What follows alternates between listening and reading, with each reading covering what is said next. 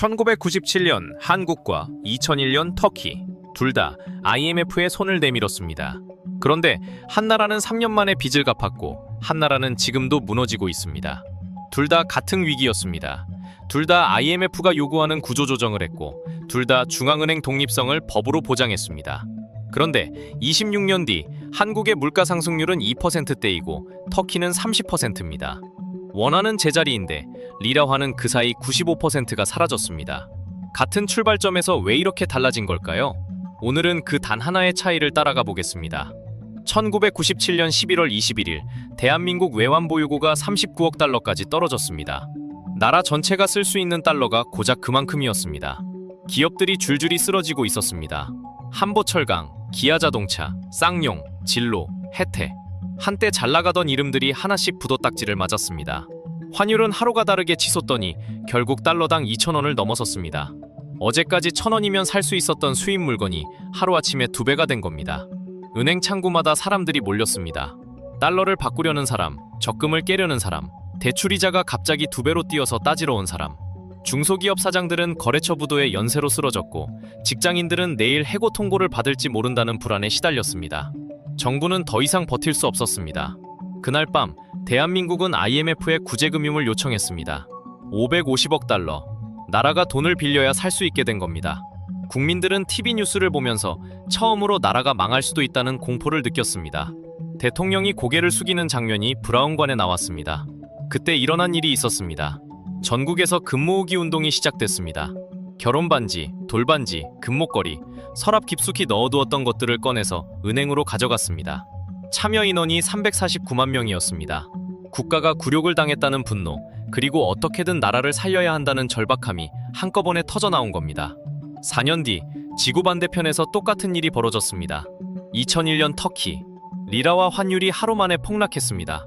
은행들이 연쇄적으로 무너지기 시작했습니다. 시민들은 ATM 앞에 줄을 섰지만 돈을 찾을 수 없었습니다. 이미 은행에 돈이 없었거든요. 거리에는 문 닫은 상점들이 늘어갔습니다. 터키도 결국 IMF에 손을 내밀었습니다. 160억 달러 규모의 구제금융이었습니다. 한국의 550억 달러보다 규모는 작았지만 터키 경제 규모를 생각하면 충격의 무게는 같았습니다. IMF는 돈을 빌려주면서 조건을 걸었습니다. 한국에도 터키에도 같은 요구를 했습니다. 중앙은행의 독립성을 법으로 보장하라. 대통령이든 총리든 중앙은행의 금리 결정에 함부로 손대지 못하게 하라는 거였습니다. 왜 이게 중요하냐면 나라 경제가 망하는 패턴이 있거든요. 권력자가 선거를 앞두고 금리를 내리라고 압박합니다. 금리가 내려가면 돈이 풀리고 돈이 풀리면 물가가 오르고 물가가 오르면 화폐 가치가 떨어집니다. 그래서 중앙은행이 정치로부터 독립되어야 하는 겁니다. 이건 경제학 교과서 첫 장에 나오는 원칙이었습니다. 한국은 1998년 한국은행법을 개정했습니다. 금융통화위원회가 금리를 결정하고 대통령이 직접 개입할 수 없는 구조를 만들었습니다. 터키도 2001년 같은 법을 만들었습니다. 두 나라 모두 IMF가 요구한 대로 중앙은행 독립성을 법제화한 겁니다. 여기까지는 똑같았습니다. 같은 위기, 같은 굴욕, 같은 처방. 그런데 여기서 두 나라의 길이 갈립니다. 한국은 그 법을 지켰고 터키는 지키지 않았습니다. 1997년 한국도 똑같이 무너졌습니다. 외환보유고가 바닥나고 IMF가 들어왔고 온 나라가 금을 모았습니다.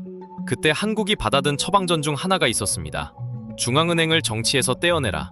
1998년 한국은행법이 전면 개정됩니다. 핵심은 간단했습니다. 금리를 결정하는 건 금융통화위원회다. 대통령이 아무리 전화를 해도 금리 내려라 이렇게 말해도 안 되는 구조를 법으로 만든 겁니다. 중앙은행이 독립적이라는 게 뭐냐면요. 쉽게 말해서 나라 경제의 체온계를 정치인 손에서 빼앗은 겁니다. 경제에 열이 나면 금리를 올려서 열을 내리고 경제가 얼어붙으면 금리를 내려서 온기를 넣어주는 게 중앙은행의 일이거든요. 그런데 이걸 대통령이 마음대로 조절할 수 있으면 어떻게 되겠습니까? 선거 앞두고 경기가 안 좋으면 대통령 입장에서는 금리를 확 낮추고 싶잖아요. 돈을 풀면 당장은 경기가 살아나니까요. 표가 되니까요. 그런데 그렇게 하면 나중에 물가가 폭발합니다. 지금 표를 위해 미래의 물가를 희생하는 거예요. 한국은 그 유혹을 원천 차단한 겁니다. 아예 손을 못 대게 만들어버린 거죠. 그리고 한국은 약속을 지켰습니다. IMF 구제금융 당초 2004년까지 갚기로 했습니다. 그런데 2001년 8월 3년이나 앞당겨서 전액 상환합니다. 195억 달러, 전 세계가 놀랐습니다. 망할 뻔한 나라가 빚을 일찍 다 갚고 돌아온 겁니다. 그 뒤로 한국 경제는 완전히 다른 궤도에 올라섭니다. 2008년 글로벌 금융위기가 터졌습니다. 미국발 위기에 전 세계 증시가 폭락하고 은행들이 쓰러졌습니다. 한국도 흔들렸습니다. 하지만 한국은행은 독립적으로 금리를 조절했습니다. 정치적 압력 없이 경제 데이터만 보고 판단한 겁니다. 정부가 뭐라 해도 중앙은행은 자기 판단으로 움직였습니다. 2020년, 이번엔 코로나가 왔습니다. 전 세계가 돈을 풀었고 한국도 금리를 내렸습니다. 하지만 그 결정은 정부가 아니라 한국은행이 한 겁니다. 그리고 물가가 오르기 시작하자 한국은행은 주저없이 금리를 다시 올렸습니다. 정치적으로는 인기 없는 결정이었습니다. 금리 올리면 대출이자 올라가니까 국민들이 싫어하거든요. 하지만 할 수 있었던 건 독립성이 법으로 보장돼 있었기 때문입니다. 그 결과가 숫자로 남아 있습니다. 2024년 한국 물가 상승률 2.32%, 같은 해 터키는 58.51%였습니다. 약 25배 차이입니다. 1998년에 만든 그 법 하나가 26년 동안 한국의 물가를 지켜온 겁니다. 물론 한국이 완벽한 건 아닙니다. 부동산 문제도 있고 가계부채도 심각하잖아요. 하지만 적어도 중앙은행이 제 역할을 하고 있다는 것, 장보러 가서 계란값에 기절하는 일이 매달 반복되지 않는다는 것, 월급이 한 달 만에 휴지가 되지 않는다는 것, 이건 저절로 된 게 아닙니다. 우리가 만든 제도가 지켜낸 겁니다. 그런데요, 같은 시기 터키도 같은 약속을 했습니다. 2001년 IMF 구제금융을 받으면서 터키도 중앙은행 독립성을 법으로 보장했습니다.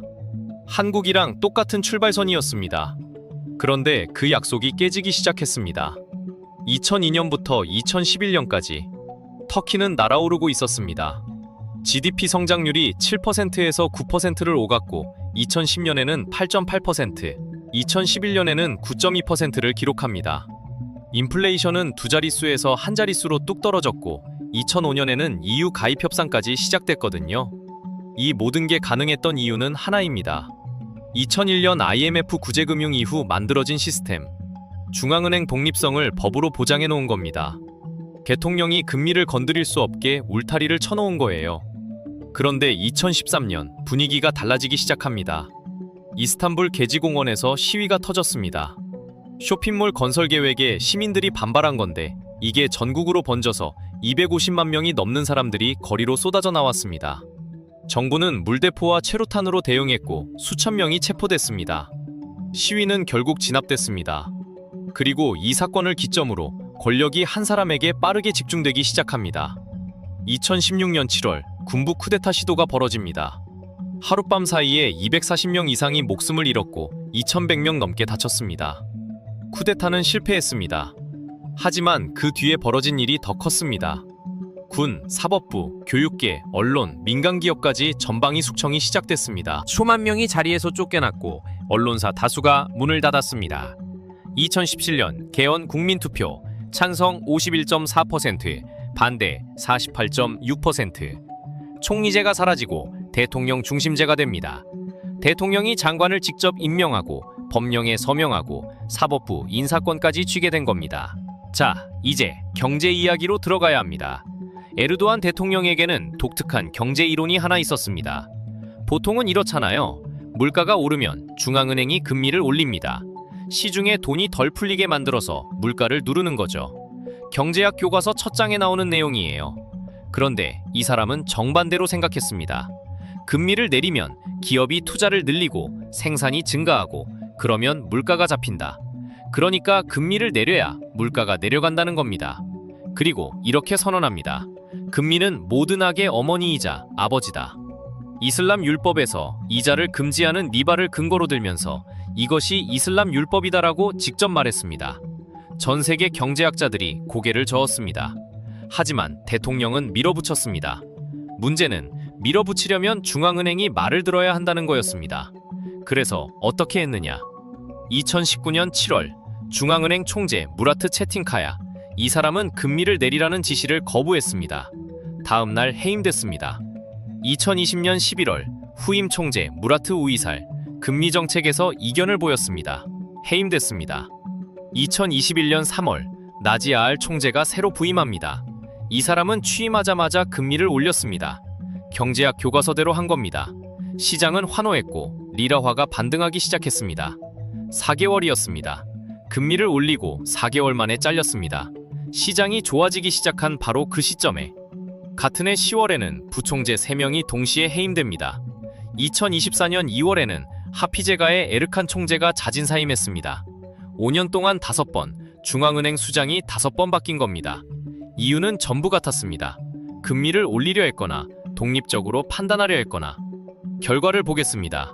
금리가 강제로 내려갔습니다. 그러자 리라화가 바닥을 모르고 떨어지기 시작합니다. 2010년에 1달러에 1.5리라였습니다. 2018년에 4.5리라, 2021년에 9리라, 2023년 말에는 29리라까지 추락합니다.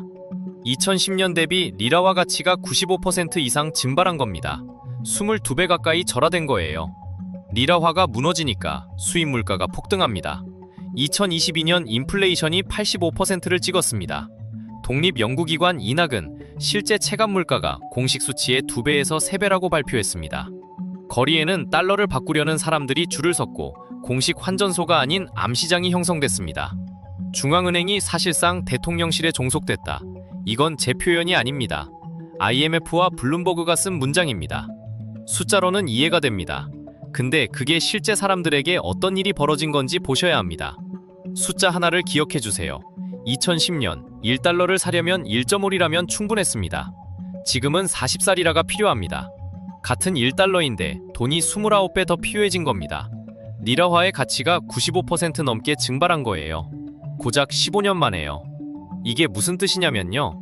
2010년에 100만 리라를 은행에 넣어둔 사람이 있다고 해봅시다.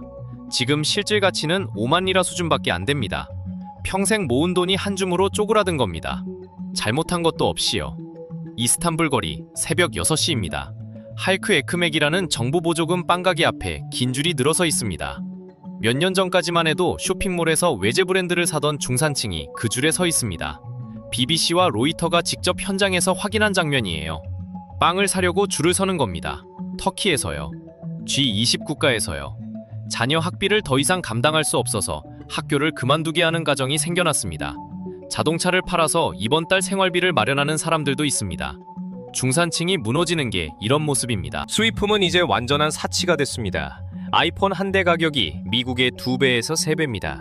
리라화가 무너지면서 수입 물가가 천장을 뚫어버렸거든요. 같은 폰인데 터키 사람은 3배를 내야 합니다. 월 평균 임금이 약 1,100달러 수준인데요. 미국의 5분의 1도 안 되는 월급으로 3배 비싼 물건을 사야 하는 겁니다. 그래서 사람들이 떠나기 시작했습니다. 조용히, 그리고 대규모로요. 2021년 조사에서 터키 20대 청년의 82.9%가 이민을 원한다고 답했습니다. 10명 중 8명이 자기 나라를 떠나고 싶다고 한 거예요. 2025년 최신 설문에서도 청년의 67%가 더 나은 일자리를 찾아 해외로 가겠다고 응답했습니다. 특히 고학력자들이 빠져나갑니다. 의대를 졸업한 사람이 독일로 떠납니다. 터키에서 의사 월급으로는 가족을 먹여 살리기 어렵다는 이유예요. IT 인력은 캐나다와 미국으로 향합니다. 2023년 기준 IT와 통신 분야의 두뇌 유출률은 6.7%로 전 산업 중 가장 높았습니다. 이민 대상국 1위가 미국, 2위가 독일입니다. 나라의 미래를 이끌어야 할 사람들이 나라를 떠나고 있는 겁니다. 남은 건 텅 빈 진료실과 비어가는 연구실 뿐입니다. 잠깐 생각해보세요. 이게 나라면 어떨까요?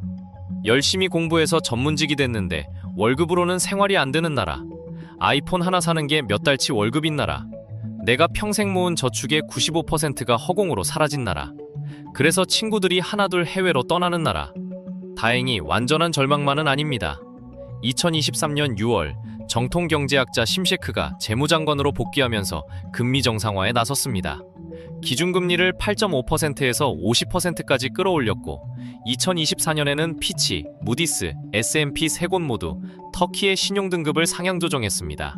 10년 만에 처음 있는 일이었어요. 하지만 리라화는 여전히 40살이라 선에서 역대 최저를 경신하고 있습니다. 고금리의 중소기업은 무너지고 민심은 악화되고 있어요. 정상화의 길은 시작됐지만 그 끝은 아직 아무도 모릅니다. 그럼 지금 한국은 어떨까요? 터키의 2024년 물가 상승률은 58.51%였습니다. 같은 해 한국은 2.32%, 약 25배 차이입니다.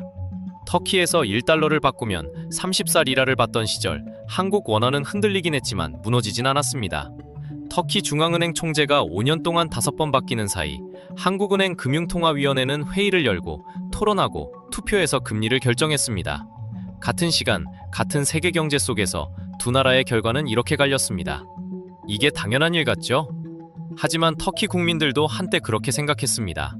2000년대 초반 터키는 한국과 놀라울 정도로 비슷한 길을 걸었습니다. 2001년 IMF 구제금융을 받고 뼈아픈 구조개혁을 했습니다. 중앙은행 독립성을 법으로 보장했고 GNP 대비 5.5%포인트 이상 재정흑자 목표를 세웠습니다.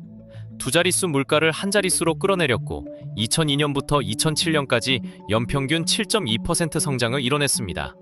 2005년에는 EU 가입 협상까지 시작했습니다. 그때 터키 사람들에게 중앙은행 독립성은 공기 같은 것이었습니다. 있는 줄도 몰랐습니다. 너무 당연했으니까요. 그런데 그 당연한 것이 사라지는 데는 오래 걸리지 않았습니다. 한국은 1998년 한국은행법 개정으로 중앙은행 독립성을 강화했습니다. 금융통화위원회가 금리를 결정하고 대통령이 직접 개입할 수 없는 구조를 만들었습니다. 이 구조가 지금까지 작동하고 있습니다. 하지만 제도가 있다고 해서 영원히 안전한 것은 아닙니다. 법이 있어도 그 법을 지키려는 의지가 없으면 종이에 불과합니다. 터키가 보여준 것은 명확합니다. 제도는 하루아침에 무너지지 않습니다. 천천히, 조금씩 사람들이 눈치채지 못하는 사이에 약해집니다. 중앙은행 총재 한 명이 교체되고 금리 결정에 정치적 목소리가 조금 섞이고 그게 2번, 3번 반복되면 어느 순간 돌이킬 수 없는 지점을 넘깁니다. 터키는 그렇게 5년 만에 총재 5명을 갈아치웠고 물가는 85%까지 치솟았습니다. 한국이 터키와 다른 점은 분명히 있습니다. 세계 6위 수출국이라는 제조업 기반이 있고 반도체와 자동차와 조선이라는 실물 경제의 뿌리가 있습니다. 터키처럼 관광과 건설에 기대는 구조가 아닙니다. 이 제조업 수출 기반이 외부 충격에 대한 완충제 역할을 해왔습니다. 하지만 그 제조업 위에 중앙은행의 독립적인 통화 정책이 없었다면 어땠을까요? 1997년 외환위기 이후 한국이 지금의 자리까지 올 수 있었을지 생각해 볼 필요가 있습니다. 경제 뉴스에서 금리 이야기가 나올 때 어떤 숫자보다 누가 그 결정을 내리는지가 더 중요합니다. 금리가 0.25%포인트 오르내리는 것 자체는 큰 문제가 아닙니다.